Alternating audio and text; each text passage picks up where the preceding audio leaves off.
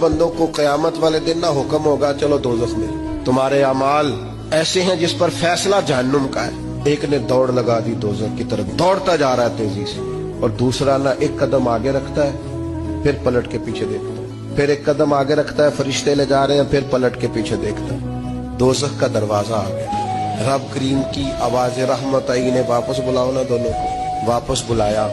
سارا کچھ جاننے والا رب پوچھتا ہے، وہ جو دوڑ کے گیا تھا اسے پوچھتا ہے دوڑ کے کیوں گیا تو؟ وہ کہتا ہے مالک زندگی میں تیری مانی کوئی نہیں، سوچا چلو آج ہی مان لو۔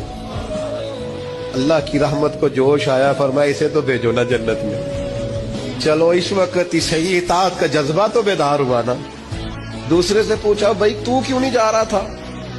وہ کہنے لگا مالک میری ساری زندگی امید رہی ہے کہ میرے رب نے معاف کر دینا، معافی مل جانی ہے، کرم ہو جانا ہے، فضل ہی ہونا ہے۔ مالک دوزخ کا دروازہ آ گیا پر میری امید ٹوٹی نہیں، میری قائم رہی، اور جب تیری آواز رحمت آئی نا کہ آ جا، تو پھر میرے اندر سے وہ عقیدہ اور تگڑا ہوا، دیکھا نا بلا لیا نا تیرے رب نے، آ گئی نا رحمت کی آواز، بلا لیا نا۔ تو اللہ کریم نے فرمایا فرشتوں اس کے سارے گناہوں پر قلم پھیر دو، جو میری رحمت کی اتنی امید رکھے اسے دوزخ میں نہیں جنت میں داخل کیا جاتا ہے۔